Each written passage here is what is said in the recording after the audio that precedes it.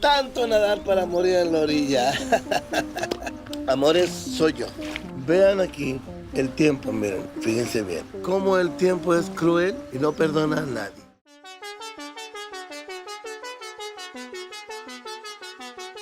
Todo comienza en la Ciudad de México, 5 de septiembre de 2016. La ciudad está conmocionada por la muerte del cantautor mexicano Alberto Aguilera Valadez, o mejor conocido como Juan Gabriel. Más de 700,000 personas acudieron al Palacio de Bellas Artes para despedirlo. Su muerte no solo conmocionó al pueblo mexicano, su música trascendió fronteras en diferentes países. Presidentes y celebridades mandan sus condolencias. Juan Gabriel documentó su vida en múltiples videos, múltiples notas, muchas fotografías y muchos cassettes, dejando preparado así un video Juan Gabriel para cuando ya no esté en este plano terrenal, para compartir su vida con todo el mundo. Juan Gabriel relata desear ser joven de nuevo para vivir muchas cosas, sin embargo el tiempo no perdona, el tiempo ha cambiado y recordar es volver a vivir.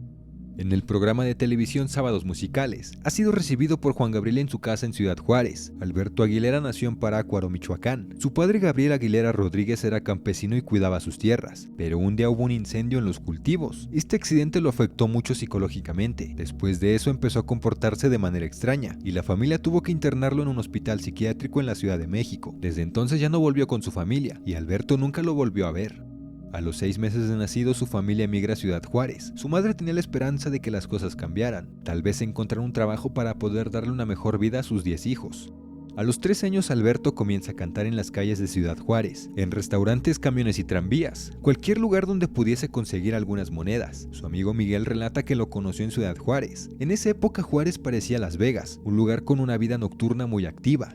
Al ser menor de edad buscaba la forma de llevar unas monedas a casa, tratando de meterse en clubes nocturnos con la esperanza de que lo dejasen cantar. Mercedes, su amiga, lo ayudó a entrar a clubes nocturnos donde Juan Gabriel se presentaba a cantar, mostrando su talento ganando la ovación del público.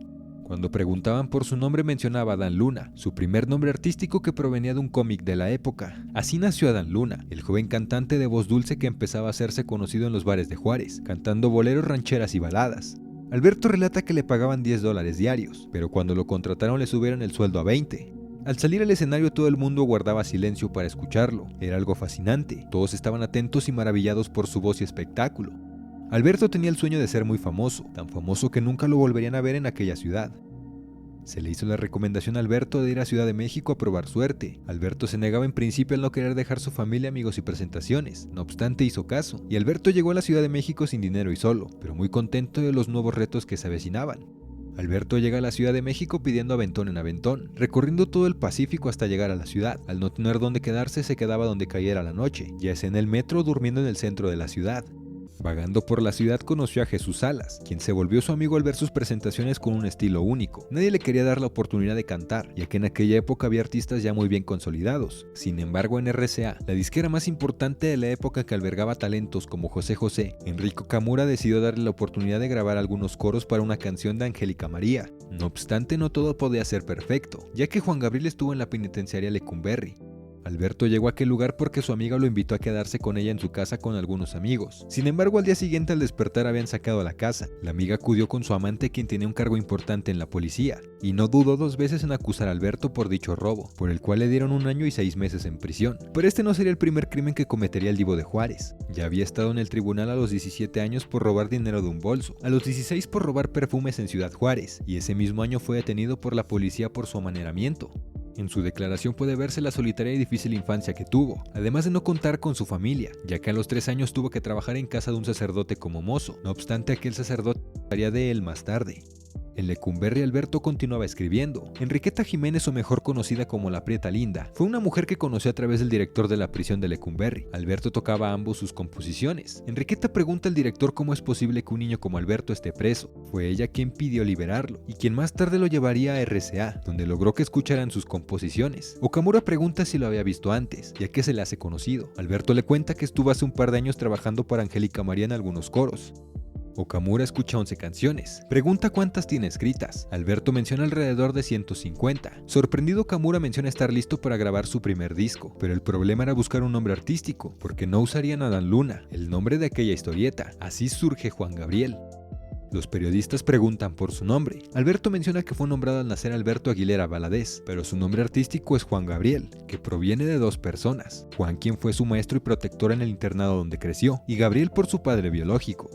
Así surge No Tengo Dinero en agosto de 1971. Dicha canción fue un rotundo éxito, que además fue traducida a diferentes idiomas. Este éxito lo convirtió en millonario.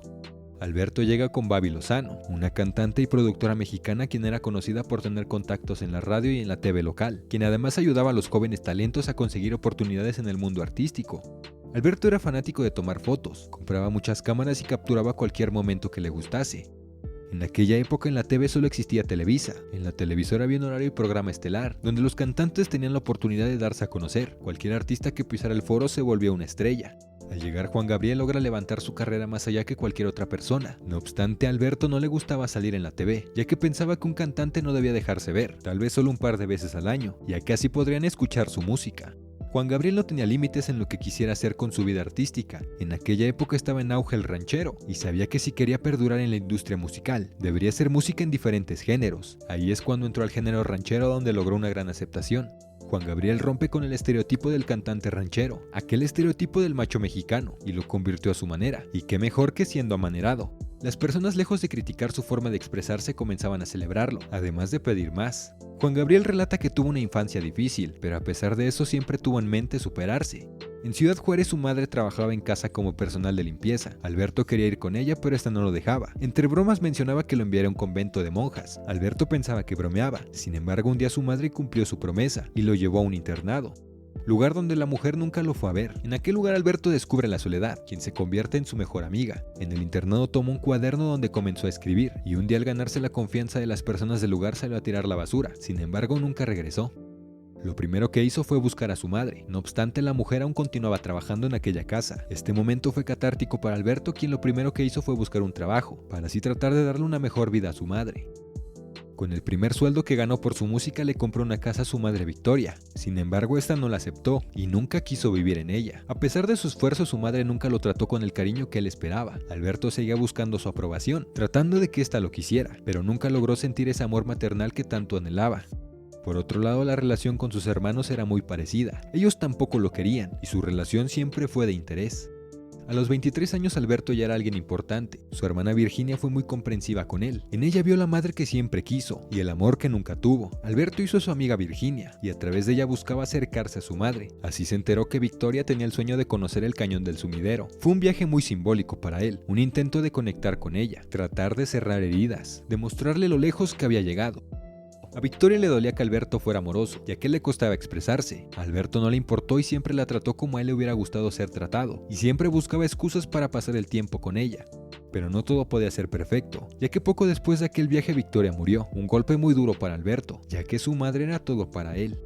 Tras el suceso compuso canciones llenas de nostalgia y dolor maternal, como Amor Eterno, Te lo pido por favor, o Yo no nací para amar.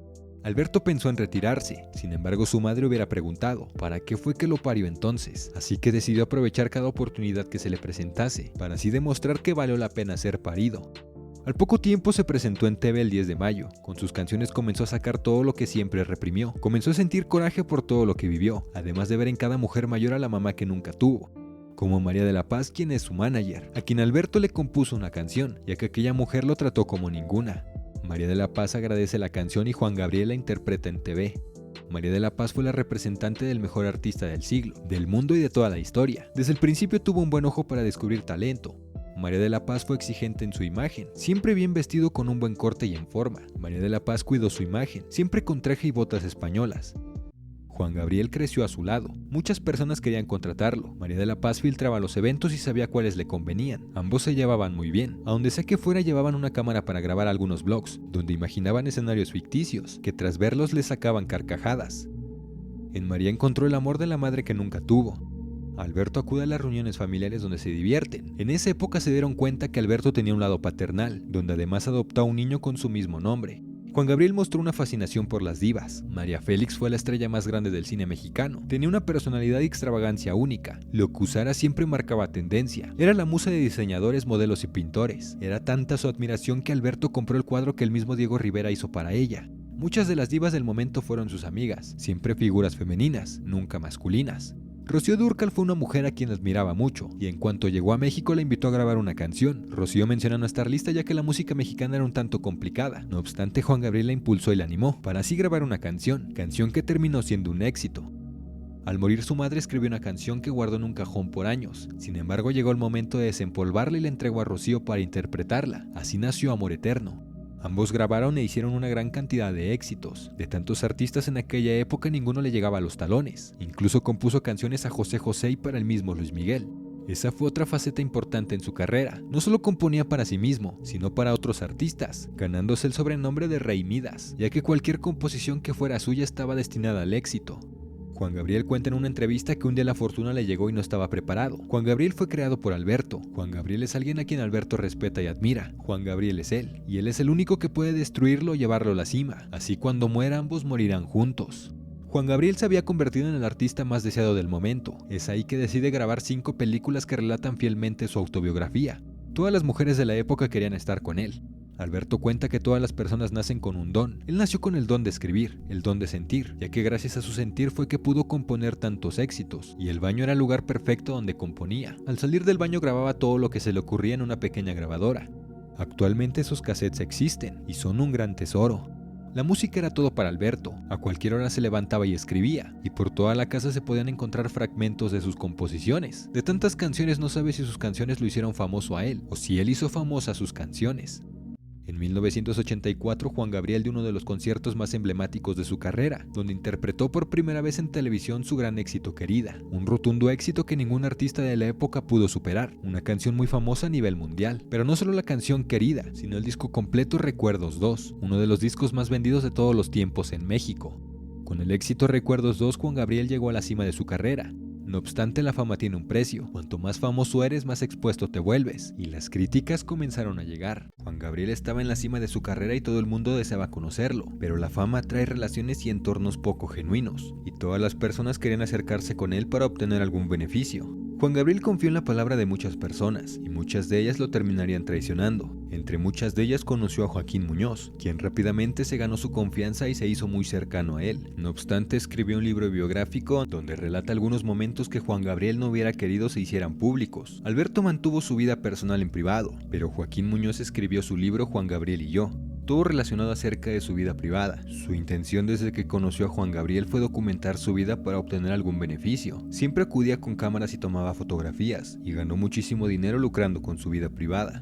Fue algo muy impactante en su vida. Además, los medios amarillistas lucraban con su imagen. Para este punto, Juan Gabriel se sintió acosado. Alberto relata que a través de su carrera ha logrado cosas increíbles, pero también el lado negativo llegó. Se vio vuelto en muchas polémicas. Es un buen vendedor de discos, pero también de periódicos. Las personas a su alrededor pensaban que sí le molestaba lo que ocurría alrededor de su vida, pero siempre se las arreglaba para mantenerse calmado y sereno, y jamás se presentó a salir a aclarar los rumores que lo azotaban. Alberto pide continuar hablando, las personas le van a perdonar todo, menos que él sea Juan Gabriel. Raúl Velasco también enfrentó parte del acoso mediático que rodeaba a Juan Gabriel, sin embargo siempre afirmó que en su programa presentaría únicamente a los mejores talentos. Juan Gabriel comenzaba a hacer sus giras alrededor de la República, sufriendo campañas de desprestigio, burlas y desprecio artístico. No obstante, Juan Gabriel ha sabido mantenerse de pie, consolidando mejor que nunca su carrera. Alberto cuidó mucho la imagen de Juan Gabriel. Nunca había existido un artista que se había mantenido de pie ante tanto acoso.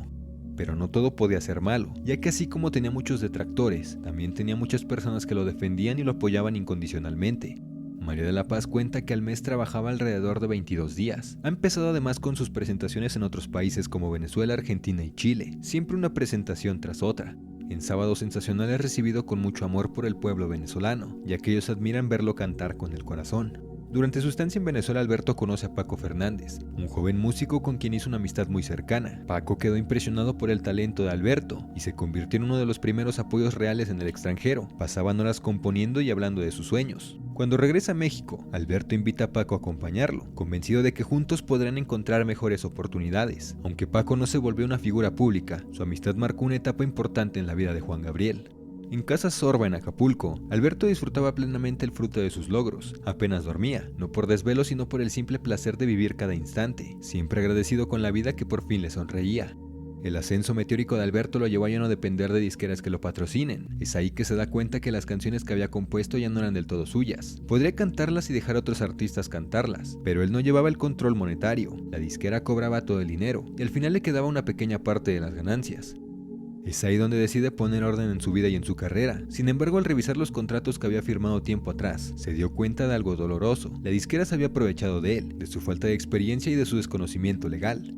La mitad del dinero se la quedaba la disquera, y eso es lo que Alberto estaba peleando. Así que da un ultimátum: o le regresan sus canciones o deja de grabar música para ellos. No lo hizo con una mala intención, sino que realmente quería lo que le pertenecía.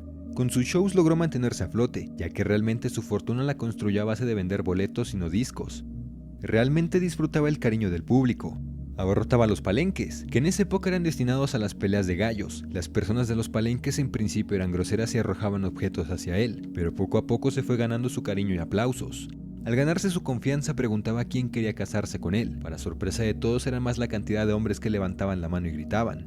Las personas cantaban frenéticas sus canciones, todo el mundo esperaba el disco, pero por problemas con la disquera no podía sacar más música.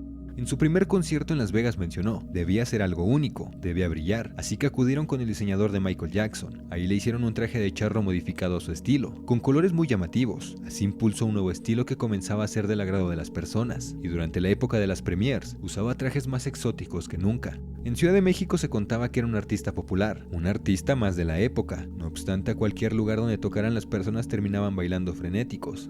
Juan Gabriel comenzaba a provocar a las personas con sus movimientos, logrando hacer lo que ningún otro artista de la época. Al terminar el público quedaba rendido, y a pesar de no sacar música las personas lo amaban. Juan Gabriel menciona que el público ya lo espera, y lo mínimo que merecen es un espectáculo único. Había clubes de fans en toda Latinoamérica, algunos de ellos siguen vigentes. Las personas de los clubes se reunían para acudir a sus presentaciones.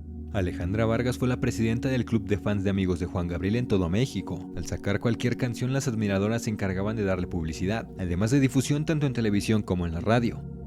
María de la Paz junto a Alejandra se dedicaron a crecer a Juan Gabriel. Juan Gabriel acude a una pequeña comunidad cantando algunas canciones, ya que siempre pensó que podía aportar algo en los pequeños que coreaban sus canciones. Juan Gabriel construyó una escuela de música, un albergue en Ciudad Juárez. Gran parte de sus regalías las destinó para este proyecto, un proyecto que siempre quiso construir, un lugar para tener la escuela primaria básica, y donde además los niños podían aprender música. La escuela la nombró Semjase, que para Alberto significaba la diosa de la música, una diosa extraterrestre que viene a la Tierra una sola vez al año.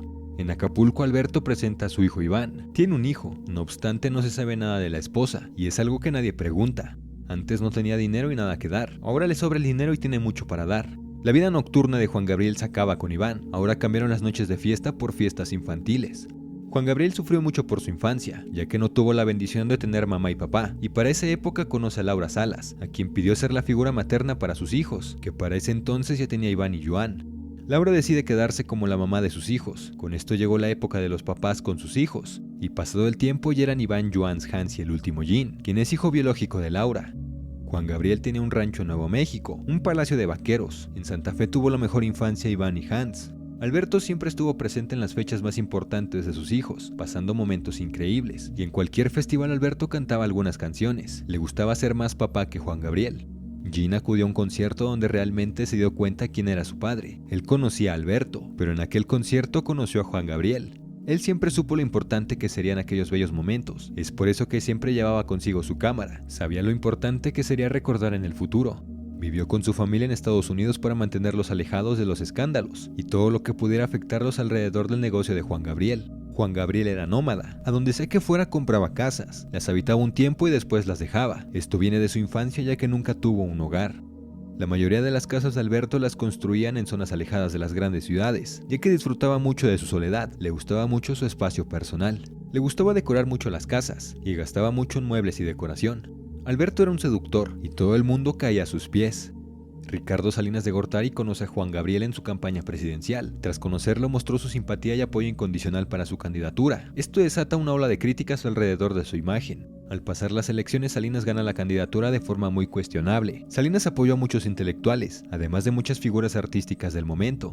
Por su popularidad, Alberto tenía muy bien claro a dónde quería llegar, al escenario más importante del país, el Palacio de Bellas Artes. Con los contactos adecuados logró conseguir presentarse en el recinto. No obstante, recibió muchas críticas. Recibió cartas del director de Bellas Artes, quien rechazaba tajazmente su presentación. Finalmente, María de la Paz movió los hilos correctos y gracias a sus contactos en la política logró su cometido. Juan Gabriel menciona que tuvo mucho que ver el presidente de la República, un favor por su apoyo incondicional.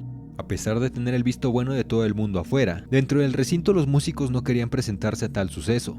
El director de la orquesta en aquel momento se negó, pero tras algunos arreglos lograron convencerlo. No obstante, surgió un nuevo desafío. Había que encontrar la manera de fusionar una orquesta sinfónica con música popular. Era un reto técnico y artístico enorme, pero indispensable para que su presentación en Bellas Artes estuviera a la altura del recinto. Así para 1990 comenzaron los ensayos. El director pronto descubrió que el proyecto era un reto enorme, pero Juan Gabriel tenía una habilidad natural para comunicarse con los músicos y transmitir exactamente lo que buscaba.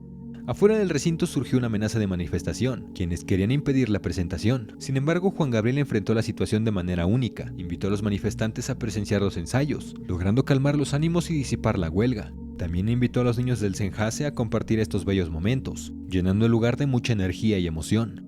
Tras algunos días ocurrió lo impensable. Los boletos para las 4 presentaciones se habían agotado en tan solo 8 horas. Llegó el día de la presentación. Juan Gabriel se mantenía sorprendentemente tranquilo, pero a su alrededor todos estaban nerviosos. Nadie sabía cómo reaccionaría el exigente público del Palacio de Bellas Artes, un artista popular pisando el escenario más emblemático de México. El 9 de mayo de 1990 comienza la presentación de Juan Gabriel en el Palacio de Bellas Artes. Todos los intelectuales de México se mostraban en principio muy serios, ya que se trata de un público muy difícil. Juan Gabriel agradece su presencia y comienza con su éxito, Yo no nací para amar. Los matices de tenores contra altos y sopranos fueron muy interesantes durante el show. Al concierto no pudo asistir Salinas, pero envió en representación a su esposa Cecilia Ocelli. Juan Gabriel agradece la presencia de todos. Además resalta que en su tiempo músicos como Beethoven también sufrieron reclamos de las personas y ahora son recordados como genios musicales. Debo hacerlo todo comienza. Todas las personas se levantan y bailan al ritmo de la música. Los asientos del recinto no estaban hechos para que las personas bailen, corriendo el peligro de que alguien se lastime. Para este punto Juan Gabriel conquista al público y se libera de todo tipo de prejuicios que lo habían perseguido hasta entonces. El concierto termina siendo un rotundo éxito. En el penthouse en Interlomas, Laura Salas se encuentra cuidando de los niños. Alberto regresa de la presentación. Laura pensaba que le contaría cómo estuvo. No obstante, Alberto se deslinda del personaje de Juan Gabriel y acude a pasar tiempo con sus hijos. Después de Bellas Artes, las personas pensaban que Juan Gabriel se había vuelto elitista. Para apaciguar a las personas, Juan Gabriel decide repetir el espectáculo, pero esta vez en la Plaza de Toros. En aquella presentación, Juan Gabriel regaña a sus músicos, ya que era demasiado perfecto. No tolera que desafinen, no tolera errores. Bailaba con todo mundo, involucrándose con su equipo para lograr que las personas se fueran satisfechas. Acapulco se había vuelto el lugar más importante del país, la vida nocturna era exitosa, y Juan Gabriel decide festejar su cumpleaños número 41 en el lugar. Para este suceso decidió rentar y cerrar el Baby O, la discoteca más importante del momento, lugar que las celebridades de Hollywood llegaron a pisar. A la fiesta acudieron las celebridades más famosas del momento, como Ana Gabriel o Rocío Dúrcal.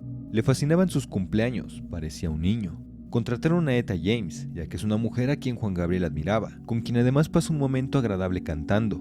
Alberto tenía muchas amigas, pero con María de la Paz se sentía protegido. María de la Paz ya había pasado más de 18 años junto a Alberto, ya estaba cansada y quería retirarse para descansar. María de la Paz relata los roces que comenzaban a dejarse ver al igual que Alberto. Es así como María de la Paz decide dejar de trabajar para Juan Gabriel en 1991. Los dos terminaron en malos términos, eran orgullosos y rencorosos. Al terminar la relación con María de la Paz se distanciaron, aunque Alberto muy en el fondo la extrañaba. Alberto buscaba aquel amor y cariño que tenía con María de la Paz, y para esta época Alberto dibujaba el retrato de una mujer mayor. No obstante, nadie sabe quién es o de quién pudiera tratarse. Juan Gabriel tenía muchos amigos, actores, cantantes y actrices, pero Alberto Aguilera no tenía ningún amigo cercano, pasando de una amistad a otra. Así conoce a Isela Vega, quien se convierte en su mejor amiga. Isela se convirtió en su maestra, y es por eso que la llevaba consigo a donde fuese. Ella lo trataba como un hijo. Alberto le confió muchas cosas que a nadie más, cosas de las que Isela nunca habló. Al no tener manager, conoce a Darío León, quien rápidamente se ganó su confianza, además conocía el negocio. Pasaron así 8 años y Juan Gabriel no sacó música. Lejos de ser una mala noticia para Juan Gabriel, fue algo positivo en su carrera, ya que aún así lograba mantenerse en los primeros lugares siempre, además de que las ventas de sus discos continuaban en aumento. Juan Gabriel conoce a José Luis Caballero, quien es un experto en derechos de autor. Tenía la esperanza de que con su ayuda podría por fin recuperar su catálogo. Alberto buscaba recuperar todo su catálogo como compositor, para así poder trabajar con la disquera y sacar nueva música. Fueron muchos días y noches negociando con la disquera, así pasó más de un año, hasta que lograron llegar a un acuerdo, donde Juan Gabriel se comprometía a grabar 7 álbumes, a razón de que con cada uno le regresarían el 100% de los derechos de 50 canciones. Juan Gabriel relata el robo que estaba haciendo la disquera, ya que ellos se volvían millonarios a costa de su música. Llegó la fecha de la firma del contrato, pero Juan Gabriel ahora se negaba a firmar, ya que para el primer bloque de canciones Alberto quería el Noa Noa. Así pasaron las semanas hasta que la disquera aceptó, y por fin firmaron el contrato. Juan Gabriel estaba feliz, se firmó el contrato discográfico, se firmó el contrato editorial, y se firmaron 550 contratos de las 550 canciones de Juan Gabriel. Alberto estaba feliz, fue y es el primer artista que logró recuperar su catálogo completo. Ahora, después de tantos años, Juan Gabriel regresa con su nuevo álbum, al que llamó Gracias por Esperar, porque al final el reconocimiento es de las personas, a quienes les debe el disco a pesar de estar ausente por tantos años. Fue un regreso a lo grande, con una gira por Chile, Perú, Argentina, Ecuador y Bolivia. Bolivia presentó un reto, ya que por su altitud ningún artista se animaba a dar un concierto de más de 1 hora y con oxígeno. Juan Gabriel dio un concierto de más de 3 horas sin oxígeno. Juan Gabriel llega a California, lugar donde comenzaba a florecer la cultura mexicana. Juan Gabriel dio un concierto en el histórico Rose Bowl en 1993 atrayendo 75,000 espectadores. El evento fue televisado en Telemundo, se llamaría Juan Gabriel y sus mujeres, donde se anunció que participaría Daniela Romo, Ana Gabriel y Rocío Dúrcal. No obstante, estas mujeres habrían firmado contrato con Televisa años atrás y no podían salir en Telemundo, pero al final fue un rotundo éxito y que con o sin otros artistas pudo llenar el estadio. Juan Gabriel no le pertenecía a nadie y no quería tomar la bandera en ninguna disquera. Al igual que amaba la música, amaba su independencia. Esta imagen independiente le pasó factura con Televisa, quienes lo dejaron de buscar y trataron de borrarlo de la TV. Juan Gabriel menciona que la televisión es de todos y no deberían estar hablando mal de él. Llegó el punto en el que Juan Gabriel estaba más allá que cualquier medio de comunicación y comenzaba a criticar a Televisa. En casa La Consentida, Juan Gabriel se encerraba por horas en su habitación, le gustaba componer a solas, y en la soledad compuso canciones para transmitir esa soledad que sentía. Alberto no era músico y solo sabía 3 tonos de guitarra, no obstante eso no fue impedimento, ya que toda la música la llevaba en su cabeza. Alberto pasaba horas componiendo hasta lograr las armonías que buscaba. Era impresionante la forma en cómo creaba y quería que las canciones sonaran, ya que para cuando la canción estaba lista, comenzaba a grabar las voces, no obstante en aquella parte podía cambiar los tiempos. Rocío Dúrcal no podía grabar música con Juan Gabriel, pero por temas legales de un último disco, quedó pendiente un dueto. Ambos comenzaron a grabar una canción, pero por un tema de celos ambos se habían distanciado, y la química no era la misma. El regreso de Juan Gabriel con Rocío Dúrcal tenía que ser impresionante, así que consiguieron a los mejores arreglistas del momento. La relación musical entre ambos estaba presente, cada uno dando lo mejor de sí. Se sentía una atmósfera agradable, pero por otro lado en el aspecto artístico, se sentía un choque de egos, un choque de negocios y repartición de créditos. Esto derivó en que se separasen y dejaran el proyecto a un lado. Juan Gabriel regresa al estudio con una melodía, con esta por fin terminarían el álbum. Cuando Rocío estaba enferma siempre esperó que Alberto la fuera a ver, y murió esperando por aquel disco que no pudo escuchar. Juan Gabriel llega a Hermosillo, avisa que las cámaras ya lo esperan, pero Juan Gabriel no piensa darles entrevista, ya que no pagan y preguntan cosas para causar polémica. La fama comenzaba a cambiar a Juan Gabriel, la soberbia lo consumió, no había nadie que le llegara a los talones. Alberto pensaba que los artistas debían ser tratados diferente, ya que le traían felicidad a las personas. Juan Gabriel quería que las cosas funcionasen siempre a su manera, y además le molestaba profundamente pagar impuestos. Durante años nunca declaró sus ganancias, trabajaba sin reportar nada al fisco. Con el tiempo las autoridades se dieron cuenta de esta situación, así que comenzaron a investigarlo. Con su ego, Juan Gabriel creía que tenía todo bajo control. Su enorme fama le hacía pensar que nada podía afectarlo. Sin embargo, esa misma confianza lo llevó a cometer errores que más tarde le traerían serios problemas. El 22 de junio del 2005, Juan Gabriel llega a Ciudad Juárez a dar un concierto. Todo estaba listo, las personas ya lo esperaban, pero en el aeropuerto Juan Gabriel es arrestado por un tema de pago de impuestos. La prensa amarillista llega al lugar y comienza a entrevistar a las personas. Juan Gabriel sale libre más tarde tras pagar una fianza de 4 millones de pesos. Juan Gabriel llega a las 3 de la mañana a dar el show, las personas ya lo esperaban. Juan Gabriel relata que ni siquiera la policía lo va a detener, él va a hacer lo que más ama, cantar. Juan Gabriel lleva años sin pagar impuestos de forma regular. Hacienda comenzaba a cobrarle, acusándolo de fraude ante el fisco. Juan Gabriel cuenta que el fisco es un ingrato, todos los artistas lo han ayudado, y en cambio el fisco les roba su dinero. Juan Gabriel es llamado a la Corte de Estados Unidos para ir a declarar, ya que en aquel país también tenía deudos fiscales millonarios, además de muchas demandas de promotores de distintos conciertos. Juan Gabriel relata un incidente, una caída que no le permitió presentarse en algunos lugares, ya que es más importante su salud. Gustavo Farías vuelve a ver a Alberto, pero este se encontraba decaído. Jesús Salas junto a más amigos cercanos trataron de ayudarlo, ya que debía demasiado dinero. En las negociaciones Juan Gabriel perdió muchas casas, tenía en principio la idea de recuperarlas, pero con el pasar del tiempo al final no pudo, le prohibieron dar conciertos en México y Estados Unidos. Juan Gabriel sentía que lo estaban privando de lo que más ama, cantar. Alberto estaba tan preocupado por las demandas que pidió a su círculo más cercano escaparse por ahí. Quería estar solo, pero con alguien que lo escuchase cuando necesitase hablar, con el fin de desahogarse. Juan Gabriel se encerró con Paulina para sentir paz y tranquilidad.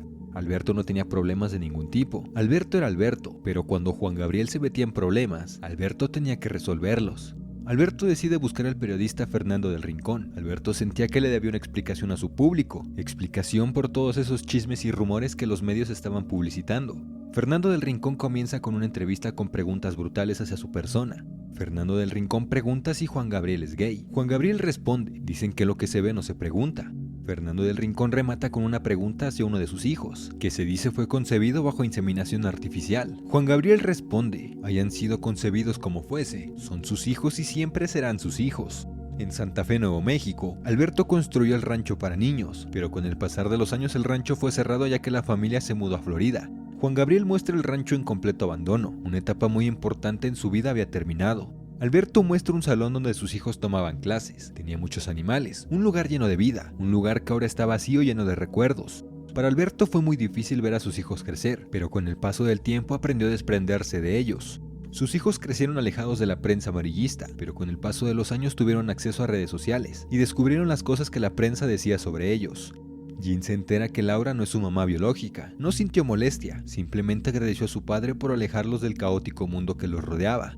Laura cuenta que desde que llegó a la vida de los hijos de Alberto, los medios convirtieron su vida en un espectáculo. Al morir Alberto salieron varios jóvenes que decían ser hijos de Juan Gabriel, dos de ellos de las nanas que trabajaban con él. Estos supuestos hijos demandaron a Alberto para ser reconocidos. Incluso presentaron una prueba de paternidad positiva con el ADN de un hermano de Alberto. Por suerte el juez negó el reconocimiento por falta de pruebas y perdieron el juicio. En la vida Alberto solo reconoció públicamente a 4 de los hijos que crió con Laura Salas. Solo Alberto sabía la verdad, y Laura Salas nunca habló más del tema. Lo más valioso que tenía Laura era proteger la intimidad de su familia y proteger a sus hijos. Jean relata que Alberto no creció con una familia, y para él era importante pasar el tiempo en familia juntos. Cuando se podía, toda la familia viajaba junta. Alberto era amante de viajar por carretera, ya que podía disfrutar a su familia y sumirse en sus pensamientos, siempre meditando y pensando en siempre seguir avanzando.